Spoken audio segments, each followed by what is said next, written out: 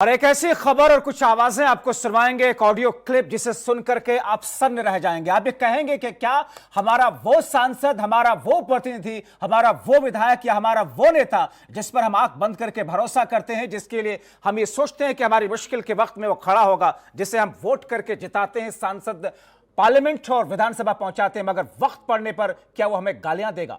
उत्तर प्रदेश का पीलीभीत का इलाका, सांसद वरुण गांधी, उनके बोल जिस तरीके से सामने आए हैं उसे सुन करके हर कोई ये कहेगा कि ये सांसद तो महाबदतमीज है। ये सांसद जिसकी बदजबानी जिस तरीके से सामने आई है उसे देख करके हर कोई सन्न रह जाएगा। क्या रात के 9:30 बजे किसी सांसद को उसी के चुनाव क्षेत्र के एक शख्स के जरिए फोन करना इतना भारी पड़ जाता है कि वो बदतमीजी पर उतर आए, वो कहने लग जाए कि तुम्हारे बाप का नौकर नहीं हो?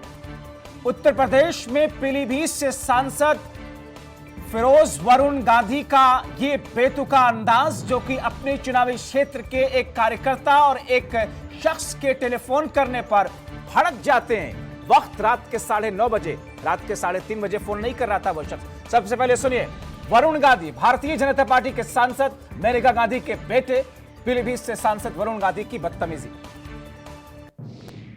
हेलो जी नमस्ते भैया। नमस्ते। भैया सर्वेश बोल रहे हैं कहाँ से? पीलीभीत से। बोलिए भैया हमारी दुकान है ना। भैया 9:30 बजे रात को फोन करने का समय नहीं होता। अगर आप मुझे बात करना है तो आप सुबह मुझे फोन कर लीजिए। भैया अभी काम था इसलिए मैंने कर दिया। जी, बट मैं आपके बाप का नौकर तो नहीं हूँ ना कि मैं 10 बजे रात को आपसे बात करूँ, है ना? हेलो, अगर आपको 12 बजे रात को काम है तो आई एम सॉरी, मैं 12 बजे रात को या 10 बजे रात को बात नहीं कर सकता।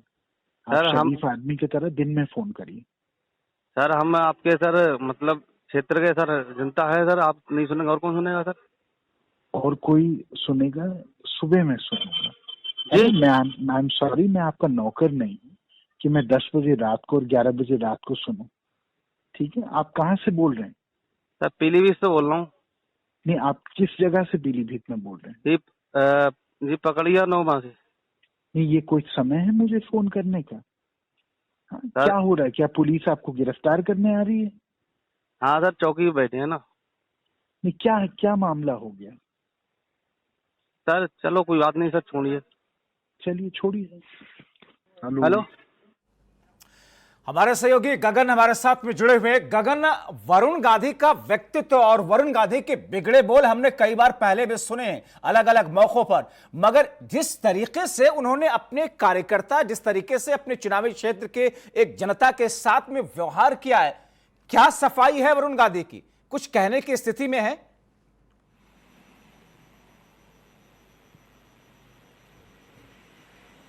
देखिए, जब बात ये सोचिए कि ऐसा जनप्रतिनिधि जो सिर्फ चुनाव के जनसभाओं में दिखता हो या फिर किसी ऐसे मौके पर दिखता हो कि जब उसको पीलीभीत या अपने संसदीय क्षेत्र में, चाहे जब वो सुल्तानपुर में हो सांसद तब या फिर पीलीभीत में, वो इसीलिए सुल्तानपुर में चुनाव नहीं लड़े क्योंकि उनके जो जनता के प्रति उनका सद्भाव था, जनता के प्रति भावना थी, वो सिर्फ चुनाव में दिखती थी। इसी के चलते वो सुल्तानपुर से शिफ्ट होकर पीलीभीत आ गए। पीलीभीत में आकर आज जिस तरह से ऑडियो वायरल हुआ, ये साफ करता है कि वरुण गांधी अपनी जनता को क्या समझते हैं। उन्हें जो लोग कहते हैं कि जनता का सेवक या जनता का नौकर, वो इससे साफ है कि वो अपने आप को जनता का नौकर नहीं, जनता का बाप समझते हैं कि अपने ही जनता से, अपने ही संसदीय क्षेत्र के एक ऐसे व्यक्ति जो परेशान था, जिसने परेशान ने कॉल किया, उससे ये कह रहे हैं कि मैं आपके बाप का नौकर नहीं हूं। तो ये भावना दर्शाती है कि भारतीय जनता पार्टी, जिसकी मंशा है कि सबका विकास, सबका साथ, सबका विकास, तो वो कैसे ये पूरा होगा कि जब एक सांसद अपने ही एक बिल्कुल जनता से जाहिर तौर पर। गगन, मैं आपकी तरफ वापस लौटता, हमारे साथ में समाजवादी पार्टी के नेता और प्रवक्ता अनुराग भदौरिया फोनलाइन के जरिए जुड़े हुए हैं।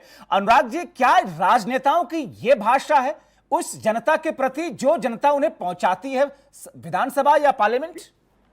देखिए, राजनेताओं की नहीं, भारतीय जनता पार्टी के नेताओं की बोलिए। भारतीय जनता पार्टी के नेताओं की यही भाषा है, यही उनकी कार्यशैली है। जिस तरह से आपने देखा बलिया में भारतीय जनता पार्टी के नेता सपोर्टर के रूप में गुंडे पाले हुए हैं, तो उत्तर प्रदेश में अपराध नहीं रुक रहा है। इसी तरह से भारतीय जनता पार्टी के नेता, अगर जनता उनको फोन करती है तो उनका यही जवाब होता है, हम तुम्हारे जो शब्द उन्होंने इस्तेमाल किया हम क्यों बोले भाई। लेकिन आप अंदाजा लगा सकते हो कि ये जनता को समझते क्या है। ये जनता को कुछ नहीं समझते, ये सिर्फ जाति धर्म की राजनीति पे इनको पता है। जाति धर्म की राजनीति आपको क्या लगता है ये वरुण गांधी का अहंकार बोल रहा है? वरुण गांधी का अहंकार बोल रहा है या उनको लगता है कि आज के वक्त में ऐसे ही अग्रेसिव रहना चाहिए, कुछ भी बोल दो, कुछ नहीं होने का? नहीं, एग्रेसिव रहना चाहिए मतलब किसके लिए भैया? जिसने आपको चुना उसी पे एग्रेसिव हो जाओगे? जनता ने आपको चुन के सांसद भेजा है, तो इसके मतलब आप जनता को समझते क्या है? ये भारतीय जनता पार्टी के लोग या भारतीय जनता पार्टी के सांसद और नेता जनता को समझते हैं कि जनता तो कुछ है ही नहीं, चलो जाति लास्ट में जाति धर्म का काट खेलेंगे, जनता हमें वोट दे देगी, विकास की मदद की बात करेगी, तो फिर इनको यही शब्दों का इस्तेमाल करेंगे जिस शब्दों का वो इस्तेमाल कर रहे हैं सांसद जी। इसके मतलब आप समझ सकते हैं कि उस भारतीय जनता पार्टी की मानसिकता क्या है। मगर बीजेपी का अनुशासन तो ये नहीं हो सकता ना? क्या वरुण गांधी को लगता है कि ऊपर से बीजेपी से किसी तरह से कोई जवाबदेही तय नहीं की जाएगी, इसलिए कुछ भी बोलते रहो? भारतीय जनता पार्टी में जवाबदेही कहाँ तक है? देखिए सुरेंद्र सिंह उनके विधायक कुछ भी कहते रहते हैं, अपराधी के साथ खड़े हैं, न जाने कितने विधायक सांसद इनकी बात करते रहते हैं। यही भारतीय जनता पार्टी की विचार यही है, इसलिए इनके विधायक और सांसद ऐसी बातें करते हैं, सारे ऐसी बातें करते हैं ना। गिरिराज सिंह भी ऐसा ही बोलते हैं, साथी महाराज भी ऐसा ही बोलते हैं, वो सांसद प्रज्ञा ठाकुर, उनके शब्द सुन लीजिए। लोग की तो इनकी वाणी तो बहुत अच्छी है ना, यही वाणी है इनकी जनता के लिए। समाज के अंदर नफरत की बात करो, जनता का अपमान करो, और अपना उन्हें पता है लास्ट में हम जाति धर्म की राजनीति करेंगे। मगर तो वरुण गांधी की भाषा सीएम योगी या पीएम मोदी की भाषा तो नहीं हो सकती ना, इनकी तो व्यक्तिगत भाषा है। ये आपको व्यक्तिगत लगता है, ये भारतीय जनता पार्टी की भाषा बोल रही है। आपने देखा नहीं योगी जी ने क्या बोला? योगी जी ने बोला ग्रीन गैंग, ग्रीन गैंग। अरे यार गैंग क्या होता है? गैंग शब्द इस्तेमाल होता है क्या? आप कोई अच्छा शब्द इस्तेमाल करते, ग्रीन गैंग बनाएंगे। ग्रीन गैंग, गैंग क्या होता है? गैंग शब्द अपने आप में नकारात्मक है, तो सकारात्मक शब्दों का एक ग्रीन संगठन, ग्रीन समिति, कुछ ऐसा अच्छे तो आपको लगता है कि बीजेपी के इन नेताओं को बढ़ावा दिया जाता है पार्टी की तरफ से?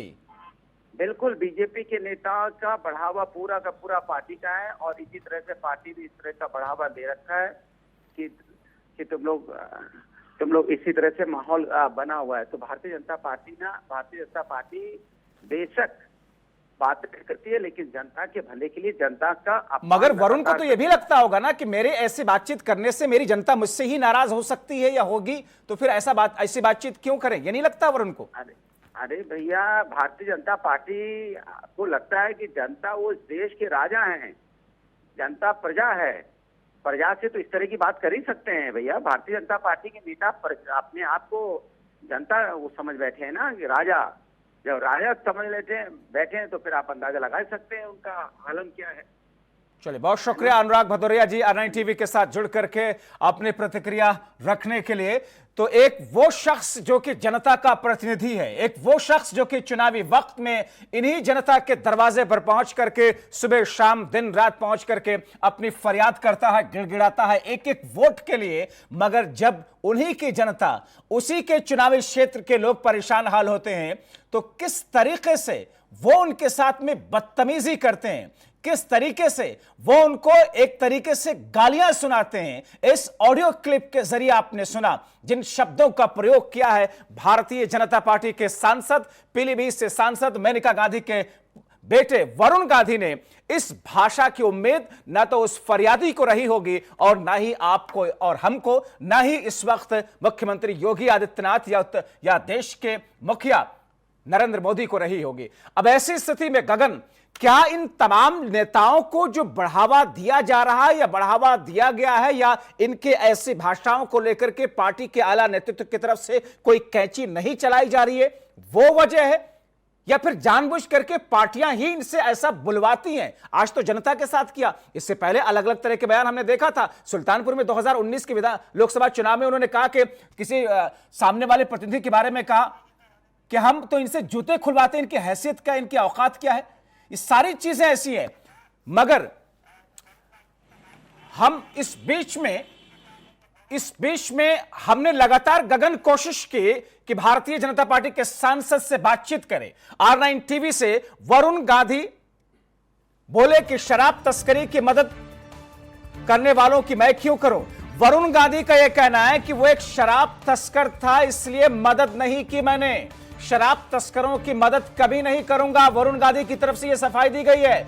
R9 टीवी से वरुण गांधी ने यह कहा कि हम शराब तस्करों की यानी कि सीधे सीधे अपराधियों के और ऐसे गलत कार्य करने वाले लोगों की मदद नहीं करते हैं, इसलिए मैंने शराब तस्करी की या तस्करी करने वाले की न कभी मदद की है न कभी करूंगा। जो शराब तस्करों की मदद नहीं की है कभी, आगे भी कभी नहीं करूंगा, और इसलिए मैंने ऐसी भाषा का इस्तेमाल किया है, इसलिए मैंने इस तरीके से उस शख्स को डांटा है। लेकिन उस ऑडियो क्लिप में तो ऐसा कतई नहीं लगता है, ऐसा कतई नहीं लगता है कि शराब तस्कर की मदद करने से मना कर रहे हैं। वो सीधे सीधे ये कह रहे हैं कि 9:30 बजे हैं। क्या इस वक्त तुम्हें फोन करना चाहिए? तुम्हें पता नहीं मैं राजा महाराजाओं के खानदान से हूं? कुछ इसी किस्म का भाव उनके शब्दों से टपक रहा है। लेकिन R9 टीवी के बार बार फोन करने पर वो सीधे तौर पर बात करने से बच रहे हैं, वो सीधे तौर पर जवाब देने से आकर के फोन लाइन के जरिए R9 टीवी पर आने से बच रहे हैं, क्योंकि वरुण गांधी के पास में बोलने के लिए कुछ नहीं है। शराब तस्कर की मदद मैं क्यों करूं, यह तर्क है वरुण गांधी का। मगर जिस शख्स ने फोन किया, क्या वो शराब तस्कर है या नहीं है, वो एक अलग विषय है। जिस शख्स ने फोन किया, जिस बेचारगी की हालत में उसने फोन किया, उस शख्स ने कहा कि मैं आपके चुनावी क्षेत्र का एक शख्स हूं, मैं मुश्किल में हूं। मगर उस वक्त वरुण गांधी ने जिस भाषा का इस्तेमाल किया, जिस बदजुबानी के साथ में उस शख्स के साथ में व्यवहार किया, जिस बदतमीजी के साथ में उन्होंने अपना एटीट्यूड दिखाया, शायद उन जैसा अंदाज किसी वक्त में राजा महाराजाओं के शहजादों का रहा होगा। तो आज वरुण गांधी को यह समझ लेना चाहिए, लोकतांत्रिक देश है, आज ये समझना चाहिए राजशाही नहीं चलती है यहां पर। गगन, ऐसे में R9 टीवी के ऊपर उन्होंने सफाई तो दी, लेकिन हमने लगातार कोशिश की कि उनको फोन लाइन के जरिए जोड़ करके सीधे उनसे संवाद कायम किया जाए। वो ये कह रहे हैं कि शराब तस्कर था वो शख्स, हमने इसलिए मदद नहीं की, इसलिए मैंने ऐसी भाषा का इस्तेमाल किया।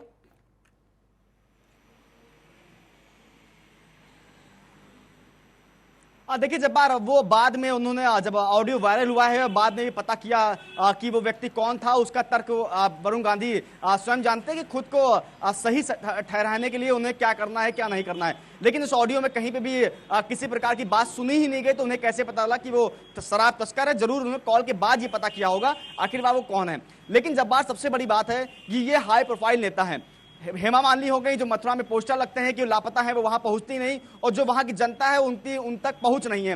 वरुण गांधी जो एक हाई प्रोफाइल नेता है, एक बड़े खानदान से आते हैं, उन तक जनता की पहुंच नहीं है। हालांकि सुल्तानपुर में दावा किया जाता था कि उन्होंने 9 साल से सैलरी नहीं ली है, और जो सैलरी आती थी वो गरीबों में बांट देते थे। लेकिन जब बार उत्तर प्रदेश की ये नियत रही है, जब चुनाव करीब आता है तो सरकार सत्ताधारी पार्टी के नेता उन्हीं के नैया डुबोने में लग जाते हैं। चाहे वो बसपा शासनकाल की बात हो कि जब लगातार विधायक और मंत्री जेल जा रहे थे, समाजवादी पार्टी की सरकार आई, उसके बाद लगातार नेता और मंत्री भ्रष्टाचार में लिप्त रहा है चुनाव के वक्त में। ये ट्रेंड जो है हमें देखने को मिलता रहा है इस तरीके से चुनाव करीब है जाहिर तौर पर। मगर वरुण गांधी के इस अंदाज को उनके किसी भी क्लैरिफिकेशन, उनके किसी भी जस्टिफिकेशन से साइडलाइन नहीं किया जा सकता, क्योंकि उनकी भाषा, उनकी जुबान, उनका अहंकार उनके उस ऑडियो क्लिप के जरिए सामने आया। बहुत शुक्रिया गगन इन तमाम जानकारी के लिए।